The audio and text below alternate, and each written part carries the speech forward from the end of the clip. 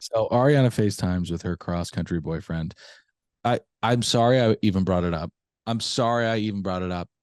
Can I I just don't tell you? want Dan. This show does not need Dan. I'll accept Dan because Dan is not trustworthy. So that will be another fun thing to break her heart. She has horrible taste in men. I'm bored by Dan. Rubes, go ahead.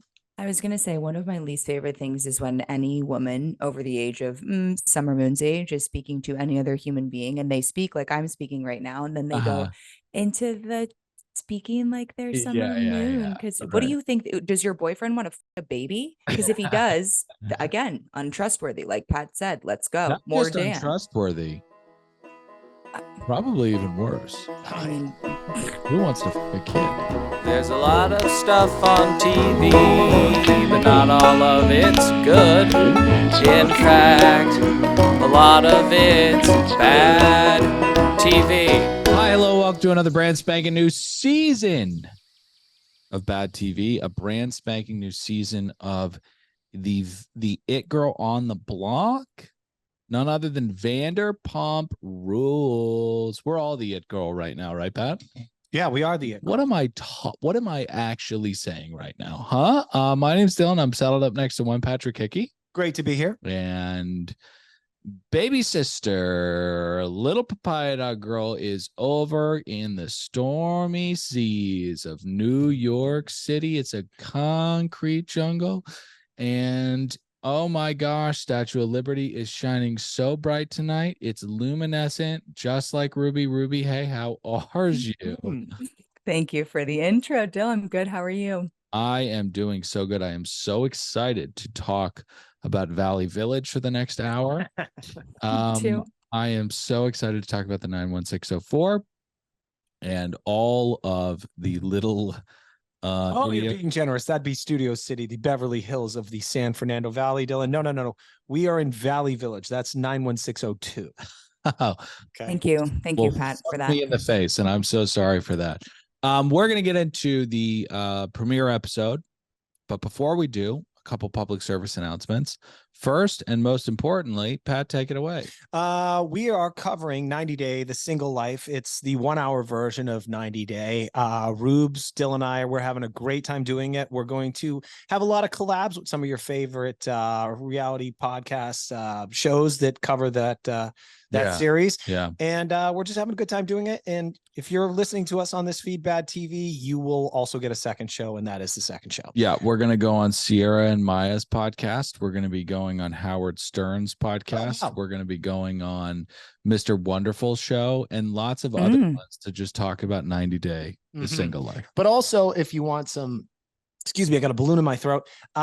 Some additional content, you can pay us $5 a month and get 3 extra shows a week. That's 12 shows a month. We do a little show called Another Podcast Show where Dylan and I just gab and goof about whatever's top of mind. Yep. We also are going to put Love is Blind season, is it 6? 70 behind that. We'll probably give you a couple free episodes, but if you want to hear our coverage of that, you might as well just head in February because it drops February 14th, Valentine's Day. Yep. And we're undecided on this, but we are going to give you a couple episodes of Vanderpump on the free feed at least, and then we're likely going to yank it behind a paywall. You know, there are people that do this show and they do it boring, but they do it good, right? So Sheena, Lala, Katie, you can listen to all of them talk about Summer Moon and Ocean and Marina Del Rey and how crazy the whole thing was. And what we'll do is mock their children and talk about how it wasn't that crazy. I just saw Jax and Britt at Woodbridge Park on Saturday. Yep. They hung about 20 minutes and then they abruptly got into their SUV and drove the hell off. Maybe Jax had a quick meeting at Jax's bar. Yeah. And I saw Katie Maloney on Friday night on date night with my darling wife. We had $30 walnut shrimp at Formosa Cafe, and I saw Katie's she was pissed. Oh, wow. She's always pissed, though. She's always got a piss on her face, okay? Yeah, but it did not look like she was having a nice night. The point we're trying to make is Dylan and I are in the thick of it with these people, okay? We're bumping clothes with them. We know how they think. We know why they're doing what they're doing. We're going to give you the real. We're not like Sheena Shea over in that condo in Marina Del Rey. Yeah, that rhymed. And note to Bravo, let's never take me there ever again. I don't ever want to see that apartment in Marina del Rey ever again. Yeah, James living under chemtrails is sad, but Marina del Rey is a seagull shit-soaked dock by the freeway in Los Angeles. So let's just not go there. Also, I don't care about your child, but we have an episode to get into. And we've been talking for a bit, so I think that we should let Rue give her pumps for this inaugural episode. Okay. Inaugural episode. Not very good. Yeah. If we removed the drama from last season, this was a Martha Stewart walk through a downtown of a city that I've never been to. And, oh, that's cool. No, that's a nice shop. It was just kind of relaxing almost. I think that I'm nervous for the whole season to just be about Tom and Ariana and what they went through. That being said, I loved it. I missed them all. And I didn't know that I missed them until I saw them all doing the absurd things that they do. And it was nice to see them back. I would give it 58 pumps with room to grow. Okay, that's a perfect amount of pumps because that's pretty much what I felt about this episode. Is a solid 58 pumps. I mean, we had enough funnies, right? James is here. He's not queer. And he is he's just serving hilarity, right? He is a comedy character. He is living in a starter home by Bob Hope, and it's just I can't wait for more DJ JK. With that being said, I am already here with Ariana. So what happened to Ariana is really, really sad. And we'll talk about it throughout the episode. But we can't do this all season. We cannot do this all season. Okay? So she's been anointed. We've got a couple mil rolling in, I think. Everybody's going to be okay. No one died here. All right? It's important to note. With that being said, 58 pumps. 58 pumps while you guys tie. You guys have seen body go. All right. Here's what I'll say. This show is beautifully shot. It knows what it is. What did you say? Huh? It's beautifully shot. It is beautifully shot. I love how it looks. Even when they're, it's supposed to be a show about people that own and work and have businesses in West Hollywood. But the establishing shot of this particular episode was in Valley Village under a freeway underpass that I spent 3 months trying to vacate drug users from. It's nice that they cleared that out in time to get this establishing shot. Toto, we're not in Kansas anymore. It's literally down the street from your house. First shot is the freeway underpass, a block from where the studio is. Right. I was like, wow. Okay. And last week there were homeless people stabbing and fucking each other there. Yeah. But I love this show. Ruby, I'm going to mirror some of your thoughts. I'm a little concerned. This is exactly what I thought the first episode was going to be. It was going to be a lot of establishment about what took place last season. But it's got to, if it's going to earn its right to exist, it needs to starting new storylines. We can't just spend, and by the way, not to get ahead of myself, but Lala took her first shot at it by reaching out to Bambi, aka the nuclear physicist, aka Rachel, formerly known as Raquel. And by reaching out to her, that was going to cause the first drama. I appreciate the effort, but again, it's dealing with last season and not what the future needs to be about this show. So I'm going to have to ding it a couple points. Oh, I'm going to give it a couple points because production must hate DJ James Kennedy because every establishing shot is, in fact, a Southwest flight flying over his backyard. So they hate it, definitely. Yeah. I'm going to give it 57 pumps. There was meatloaf floating in his pool. It was from the skies. His sorry for the sirens. His house is quite cute. I've driven by it and it was over $1 million, I believe. It is just. Why are you driving people's past houses? because past them been houses is fun because I'm fan and I like to see where it live they. You are not fan, you are swim fan. And stop doing that, swim fan. Nope, swim. Here I go. So we begin with music that is way too much. And we start at Tom and Ariana's communal dwelling in Valley Village. Let's call it a communal dwelling because they're both living there. Their rooms are both an absolute fucking Goodwill bin of clothing. And when you're famous, people send you shit, Del. They are doing this psychotic thing where they are living together and communicating through Tom's assistant. Now, Del, a couple things of note here. Tom and Ariana's home still adorn a painting of the two of them on the wall. That's a good point. That shit, if would have had a foot through it. If I did what Tom did to my exes, I can tell you that right now. Yeah. Also, quick cue. Do you guys also agree that fluorescent lights fall under freedom of speech? Yeah. So I wanted to talk to you about this because I feel bad for a lot of people all over this planet. You know, people are really going through tough stuff. You know, people in Senegal, people in Gaza, but I don't think anyone has it quite as bad as Tom's assistant. Nope.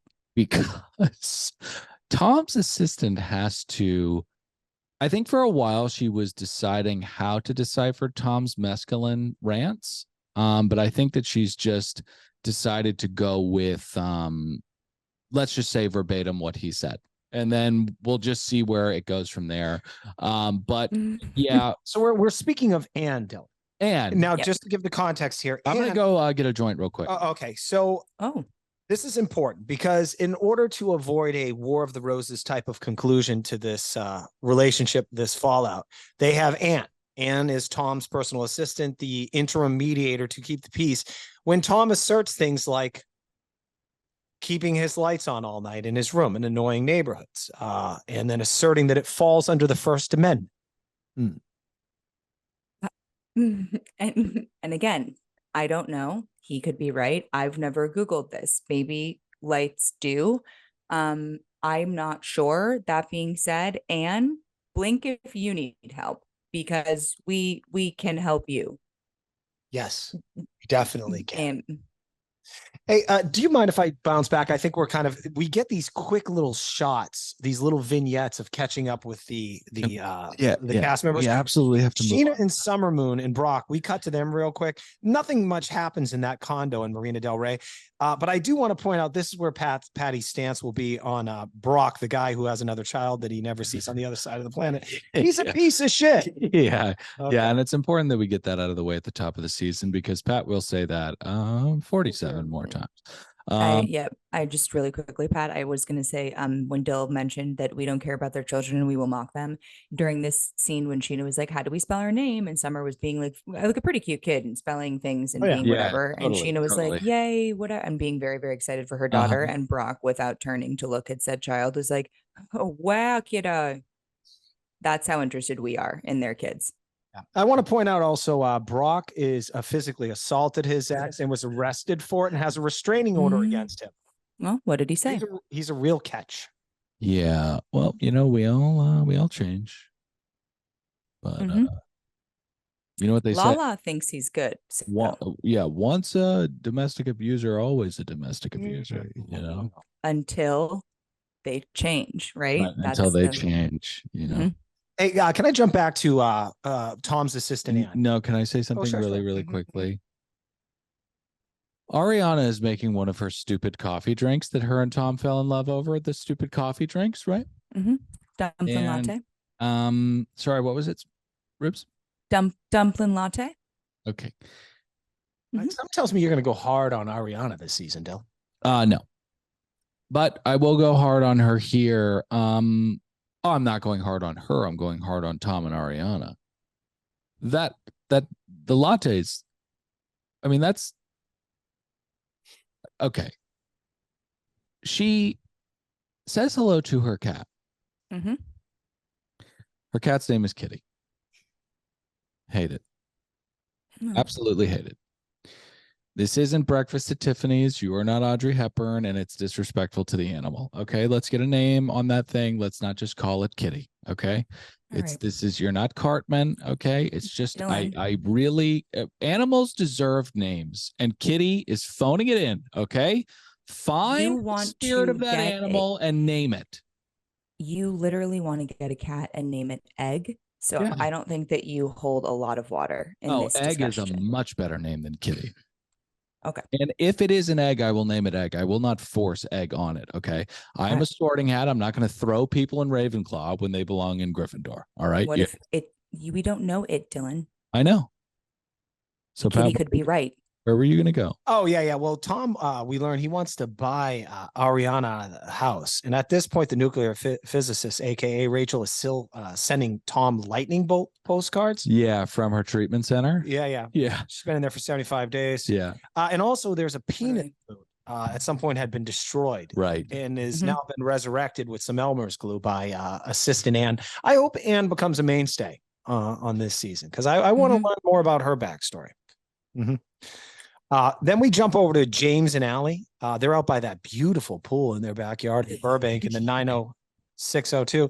James basks in having a swimming pool after being banned from Sandoval's pool, even if that means you can't hear yourself think because there's a Boeing 737 passing over your head every 20 minutes. Let's talk about people who are like addicted to West Hollywood or like expats. And a lot of expats are like addicted to West Hollywood and Santa Monica. Walkability. This is just impatience and laziness. There's plenty of houses in Los Angeles. You cannot just drop 20% of 1.1 by Bob Hope Airport. I mean, you can never do it. That's just, you cannot do it. He's not really by the airport though. I'm telling you, he's by that like relatively cute strip in Burbank. That's like I'm pretty sure there's a Lululemon there now. So I don't know. Wow. I don't know. You're talking about by Flappers. Yes. So he lives on a mall. He lives at a mall. Ariana and Tom live in a plastic box. So what? I don't know. We're happy for everybody. We're happy. Oh, so happy. I live in a shack. You're on a show for 10 years. You finally figured out to call your agent to get some money out of Bravo. Yeah, no, good for you guys. Good for you. And again, I live in a shack and I own nothing. So good for you. That is the WEF way of the future. You will be happy and you will own nothing. So, Katie heads over to Ariana's. Oh, well, I think we kind of passed that, but we can. Did we? We can go back there. Well, let's talk about the state of the sandwich shop real quick. How are we doing? They're near opening. It's pretty crazy. I think Katie at this point talks about they had someone come in and do all the John Huttman, Nancy Meyer's production designer. And I don't know if I'm ignorant, but those words didn't mean anything to me. No. And why? Yeah. Why? What does Nancy do? And how is it applicable to sandwiches? I hope it works out for them, but I'm concerned. Also, the woman that brought Trader Joe's kale pesto to the gathering has now been promoted to CFO, I think. Yep. COO. She's kid. So that's not going to work. So Ariana gives us an update on Tom. He is in New Zealand. He is on peyote, and he is sending insane texts about lights. He was on Special Forces and he made it to, I think, the finale actually, and then he had to be taken out by one of the mean judge people because he was like like shaking and kind of breaking down, and then they looked at him like medically and they just determined that he was traumatic. Now think about the timing of this. So Scandoval dropped on our lap middle of March, if I got my dates right. Yeah. They started filming right around the second week of May. They got Tom Sandoval on a plane to fly him to New Zealand real quick. I'm not sure if this had been pre-planned. Well, on that. Yeah, I mean, it's the PR strategy. Let's get the heat off you. Let's send you to New Zealand and put you on a television show. Or capitalize on it. I drove by the billboard with that show being advertised with him being the sole cast member of that show on Sunset Boulevard. Everybody loves a villain. Everybody loves a villain. Can I wrap up the conversation at James and Allie's? Yes, we're right back to the tarmac. Allie asks,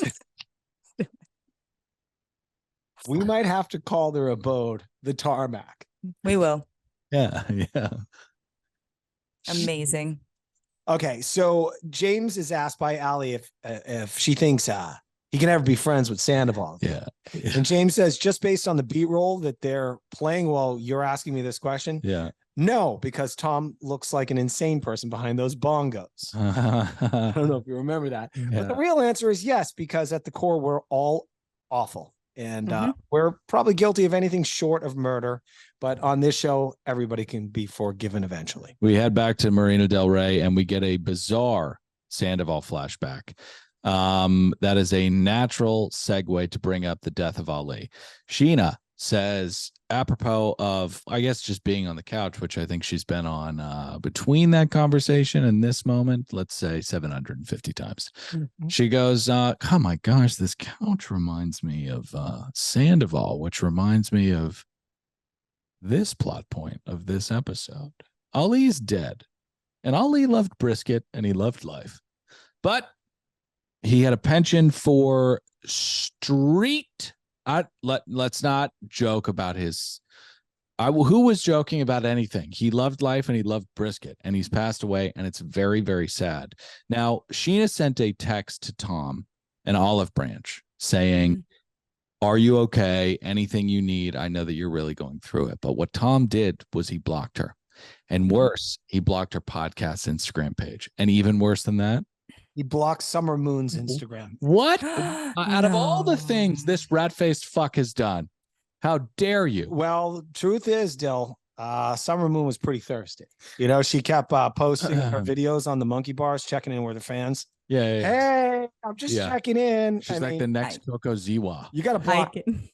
I can see, and it's like 4:14 a.m. and Tom just in the middle of the night sometimes sends her people to block on all social media, and he just hits her with Summer Moon, and she's like, surely he doesn't mean that, but then he follows up with it like 2 hours later, and she's like, she's blocked. Yeah, I did it. Yeah. And he was like, to those we block, we say mahalo. And then she just liked it. She just likes it. Yeah. And that's their comms for the day. But spoiler alert, he actually blocked Summer Moon a year ago. He was just annoyed by how often she was posting about her dog. Hey, I'm just checking in. I miss you guys, with the duck lips. Yeah. That's weird. Fucking Coco Ziwa. So we get to Lala's apartment. Her pod of family is known as an orchid family. Lala's brother is obviously named Easton and obviously has a chest tattoo. I am not sure if not going to go there. When we're behind the paywall, I'll make some jokes. Yeah. Here's what I have to say. So the whole goddamn fucking family, the whole brood is out there living in the same goddamn complex. Yeah. I smell spinoff. I'm not going to watch it. Personally. Oh God, no! How could you watch it? No, God, no! I can't watch that. We don't watch reality television shows about families, solely them if they live in an apartment. There's not enough space, or they have to be very sad. No, still no. Yeah, I don't know. I'd watch, like, if our Uncle Hub had a reality show. Don't you think we'd watch? Well, that's a trailer. That's not an apartment, very different. It'd be fun, Oh, he's drinking again. Right. Oh no. And then cameras are down and you just hear audio because they forgot to turn the audio off. And then the entire season is canceled. Yeah. And we love our Uncle Hub. Oh, yeah. And alcoholism is I really do love my Uncle Hub. Yeah, it is a disease. Hey, you know what else is a disease? Me hearing about storylines for 2 seasons in a row that should be in our rear view mirrors here. Lala, you're not going to get another season out of distancing yourself from your poor life choices with Randall. Yeah. Okay. She says she's still healing because she was dating a lying con artist, womanizing, serial cheating asshole. Mm-hmm. And now he's given her trust issues with the Sandoval thing, now triggering it. Yeah. He also produced The Irishman, so he's got that going for him. Yeah, and we talk about the custody of Ocean, and Ocean is a human, and you could be confused because, if you're just tuning in now, you go, well, nobody owns the ocean, nobody has custody over the ocean, because because Ocean's not a human name. That's just the name of a thing. How about naming your Not kid bad. after a planet? Mm. Summer Moon. Is that a Summer. planet? It's a round ball floating What's in it? space. Season.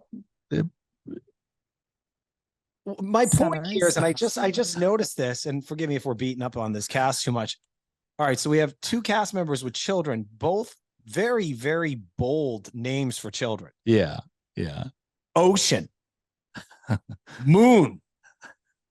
Yeah. We Well, get to the be fair, psychic eye right now. I mean, my God, put the incense down, you frauds. Summer is going to grow out of the fraudulence that her mother is trying to put on her, because Summer Moon isn't, no 13-year-old will be named Summer Moon. Ocean, I don't know. Yeah. I'm currently rewatching season 6 with Lala, which is when James gets blackout drunk and is like, and you're with the fat man because he pays for your rent and he's going to leave you for some other blonde broad. So that's all. Yeah, call him tough. Miss Cleo. But let's talk about everybody kind of telling her that she shouldn't do this. Now, Lala says that she feels empathy, I think, for no. She doesn't bring up Bambi yet. She just says that she thought that she met the perfect guy. She's hinting at it there. And we got to give it to her. She met him when she was 25. Right. And he was giving her the world, but how? Quick question. How could you have thought that he was the perfect guy? Because we can't do the street smarts and the acrylics and then go, oh, I was duped by somebody in a ski mask, essentially. I thought he was just here to install the HVAC stuff. I don't know why he had a gun. That's a great point. Yeah. Who are you, Lala? Well, she's Lauren from Utah. She's a phony. Can we get over to Wood and Water? Yeah, let's get to the restaurant across the street from the Great Greek. 8 minutes from where we sit. All right. So Tom gives James a candle that smells like a evidently citrus pussy, I think they said. He also gives him a plant. I want to say that this is definitely regifting 101. Yep. I've seen those boxes in that apartment across the street from Wiener Schnitzel. And this was definitely some gifts left over. Yeah. James was like, this smells like, is this jalapeno popper scented? No, dude. No. It's citrus pussy. No, it's different. No. Smell it again. Smell it again. It smells like orange pussy. So Tom rants about naming Schwartz and Sandy's. And does his best. Nil Clinto is my note. And one could ask, how could you possibly know what you were thinking at the time if you write indecipherable things? I think me and Tom Sandoval have that in common. Nil Clinto is actually Bill Clinton. Yeah. All right. So I want to get Ruby's thoughts on this. So Schwartz shares that he's had a tough year because of the Scandoval, and it was basically the cherry on a poop banana split. I'd argue this Scandoval saved all your fucking asses, because this was one more season away from being sunset shod, which is ain't going to be on Bravo no more. No one was watching this show. Suddenly this pops up. 14 abortions, mates. And still no 14 renewal. abortions. Ruby, you were watching it in 2020, 2021, right? Wasn't this show sinking? It was DOA. They were trying to revive it with entirely new casts. They were trying, it was not going to be good. And this happened. And all of you at least bought another 3 years of getting paid to post on Instagram. My at the very favorite least. part of this episode was Lisa walking around like one big giant sigh of relief, knowing. I mean, she doesn't give a fuck about what happens to these twinks. She just wants. I mean, she is like that conversation she's having with Lala when Lala is like, "I think I'm gonna reach out to Rachel." She's like, "Oh my God, I cannot believe we did it. We are here, baby doll." The lights go down and she's like, Lala, good job, baby. I'll see you later. James is sober again. California sober. California sober. He is meditating and working out at Equinox every day. He's also smoking a shit ton of weed. We get to the not the sandwich shop, because the sandwich shop is not open, but this Korean spa is. It's not a Korean spa. Oh, my bad. Century Plaza. Okay. Also, aka the Fox Plaza, formerly location of the film Die Hard. Oh, wow. Mhm. Well, Sheena says, hey, Ari, how's the sandwich shop going? And Ariana says, good. We got a bunch of little teacups that we're not going to use because it doesn't make any sense to get those. But we bought 50 of them yesterday. We're kind of like paralysis by analysis kind of thing. We are having a panic attack every day because we're wasting $75,000 a month, kind of like Tom and Shaw's Tom. too. Yep. So, it's okay. The entire purpose of this scene is to get to learn about Dan. Am I right? Yeah, but also, what do we learn about Dan? We learned that he's a bartender and a personal trainer. You do not date them. You have one night stands with them. I don't want to know a fucking thing about Dan. I want Dan to be Dan. Dan can't be Dan, right? I mean, we can't. This can't be a thing, right? Where we see Dan a bunch. He's a bartender and a personal trainer, and he lives on the other side of the country. Right. Here's my hope. I know that everybody on this show is a bartender and a personal trainer, but not Dan. Okay, this is where this show needs to go, and I should be a producer. Oh, I'd help them. We have to wrap up the Scandoval as much as possible, and unless they plan on having Rachel, the nuclear physicist, on in a couple, pepper her in through a couple episodes. she's not. Oh, and yeah, she's not. Then I want to get on with it. I want to see who Katie's dating. Some dude, hopefully, that lives in Los Angeles. You're gonna jeopardize the stability of the electrons. I want some new cast members peppered in. I want to see who Tom's Sandoval's dating. Swartz got to get his head out of his ass. He's got to start dating too, and none of that speed dating bullshit. Yeah. We got to move on from the past, and it's got to be interesting. But right now, what we have is Dan, and we have Sheena being mom. So let's talk about Sheena real quick. I don't know if she is one of these people. She wasn't this last season, I don't think, but I fear that she's becoming, oh my God, you're not going to believe what my child did. And it's always that all the time. And guess what? Spoiler alert. They didn't do anything worth talking about this much. Except to bring up that her OCD has been triggered, Dylan, by none other than Sandoval. Because Sandy, if he could do that to Ariana, could Brock do that? Answer, yes. He admitted to domestic violence, and he has a little boy he doesn't see. He's a masterpiece of shit. I love this bit. I love this bit. Pat is a civil servant.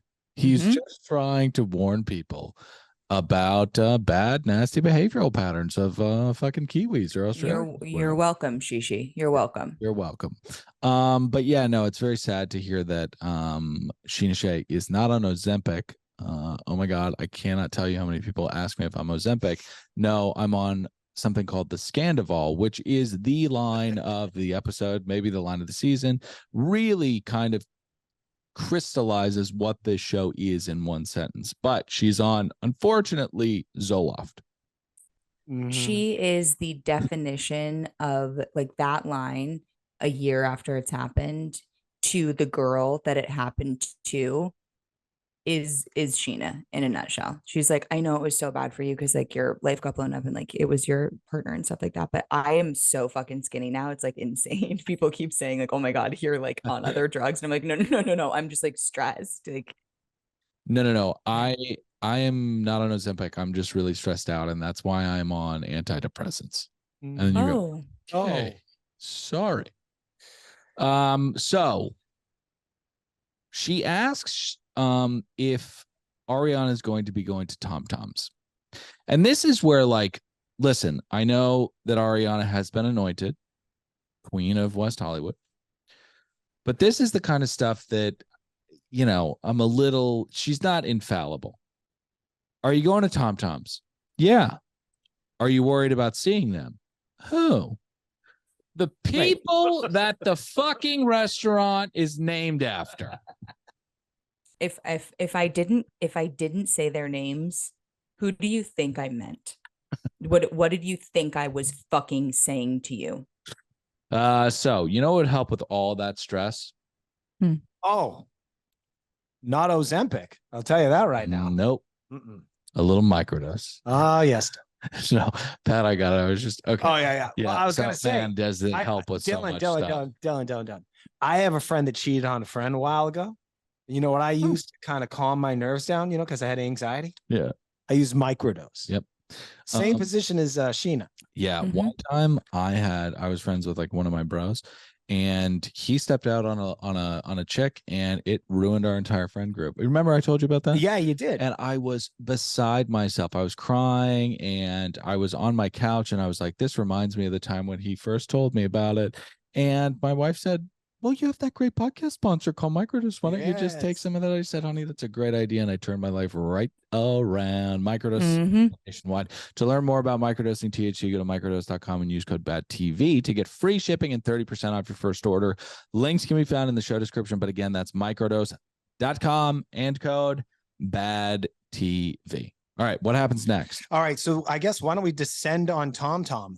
Because not only Lisa Vanderpump shows up there, but Ken's still kicking around, Oh my God. His eyebrow growth is outpacing the NASDAQ. It's weird when dudes get old and two things never stop growing: their noses and their eyebrows. Oh, sorry. Balls too. Oh my God, yeah, that. balls. Absolutely. But I hope Ken stays with us a little bit. I mean, we should start calling him grandfather clock because of how low his fucking balls are hanging. I mean, my God.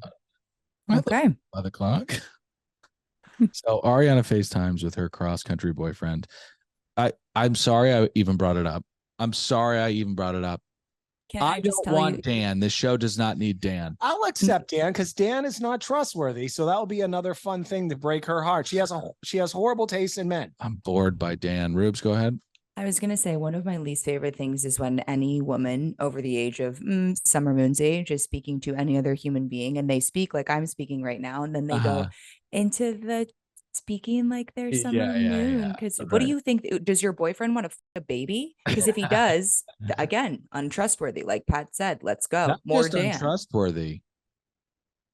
Probably even worse. I mean, who wants to fuck a kid? No. And that's why I don't want Dan on the show. I don't want people like that on the show. I think that's for all of DJ James Kennedy's faults, he doesn't want to have sex with children like Dan does. Definitely not. And Dan, that's alleged, and we are kidding. Yep. All right, we get a look back. We show up to TomTom. I'm expecting, come on, let's mix it up here. Maybe Scandoval will show up. He got back early. Of course, we get him coming back later on. Yeah. But we get a look back at a happier time when Sandoval and Ariana were in love, and he supported her and he loved her. And he definitely wasn't having sex with a girl that travels with a star projector nightlight and gives speeches like this. So, because some people out there in our nation don't have that, and I believe that our education, like such as in South Africa and the Iraq, everywhere like such as, and I believe that they should, our education over here in the U.S. should help the U.S. or should help South Africa. Do you believe she won that pageant? I can't believe that she is. So she's at MIT, right? And she's literally speaking to the scientists like that. And they have to go and they have to decipher what the fuck she's talking about. And that's why the project is costing so much money. So one of the leaders of the team goes into the boss's office. You don't see who the boss is. They're kind of drowned in shadow. And he says, we can't do this anymore. She's not making any sense. I don't think she's a genius. I, in fact, think that she might have a mental disorder. And the chair spins around and it's Lisa Vanderpump. And she's the head of the rocket ship. And she goes, okay, so Ariana sees Tom. She treats him like he isn't there. And then begins to talk about how this place is triggering for her. Now, as someone who had a pretty actually tough last year, I'm a little triggered by this because I understand that it is a very real loss. A decade of her life was pretty much wasted, right? Totally. Well, but let's not do this too much more. Not just me. I have a much shorter fuse for this, but I think everybody's going to get sick of it at some point. I said last season, if Bambi had come back on the show, and they beat up on her for 3 straight episodes, the audience would turn back and basically look at her now as a victim. Yeah. Without her being here, she actually kind of wins that way too, because if they spend too much time on this, the audience will tire on it. Although Rachel is a psychopath and she's going to show up for like an episode and a half this season, and it's going to be the most annoying thing. Ruby said no. Listening to her podcast, which I have, it does not seem like she has a relationship with the producers anymore. I really don't think that she's going to, I mean, I could be wrong, unless she's gotten really good at lying in rehab, but I don't know. Well, that's where you get good at lying. I would say the same thing, but she, I think that what's going to happen in her absence is that people are going to start to just turn on Ariana, unjustifiably so, and then just rally behind Tom instead. And I also, though, a certain part of me is like, I would fucking do the same thing. What would I do? Like, be like, no, I don't want to make millions of dollars because my boyfriend cheated on me. Like, yeah. Oh no. You know? Yeah, 100%. Yeah, no. Yeah. I would do the same thing too. Yeah. Listen, if I was The Rock, I would do what The Rock does. It doesn't mean I'm not fucking annoyed by it. Yeah. Make hay You good know? point, shines. I mean, come on. exactly. Good point. But don't go to the You place haven't and had say that you're In-N-Out? triggered. You haven't had In-N-Out one time in 30 years of living in Los Angeles? Ramona. Great with Terramana. That's my Rock. We have it on camera, Ramona. Okay. No, I don't know. I don't know. Maybe I said it. I don't think I said it, but if I said it, I said it. I don't know. I can't. I'm sorry. All right. So Lala to the rescue. Is this Lala and Lisa? They chat about Bambi, aka the nuclear physicist, aka Raquel, formerly known as Rachel. Did we call her Queen of the Fairies? Nope. Madam Butterfly. Madam Butterfly. Well, she's starting to feel for Bambi because she's manipulated like she was. By the way, this is a common refrain from Lala, even from last season. Yeah. Because she's utilizing this to basically compare herself with being a manipulated. She says, girl. I've donned the Hawthorne letter. I've put the scarlet letter around my neck, and I hath been called a home wrecking whore. That's right. And she says this episode, I think, if you lay it all out, it's true. I don't think we've ever gotten Lala to admit that. She's always been pretty defensive about that title, right? I think you're 100% right. And I think in having a daughter, perhaps, and watching her grow up and having to go through custody battles, it makes you see. And again, everybody is naive when they're young, and then life happens and you get less naive, hopefully, as you get older. But, you know, we all knew exactly where this was going to end up, and it was here. And unfortunately, she didn't see that.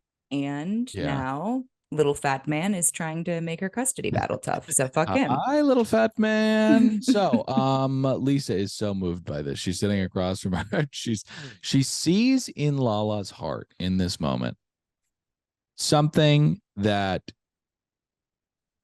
could give us a couple more seasons, and she is so unbelievably moved by it. You know, I'm so happy for Lisa. Sheena and Katie are up next. Sheena has to make amends for saying Schwartz and her needed to hook up with other people. I don't understand why this was such a big problem.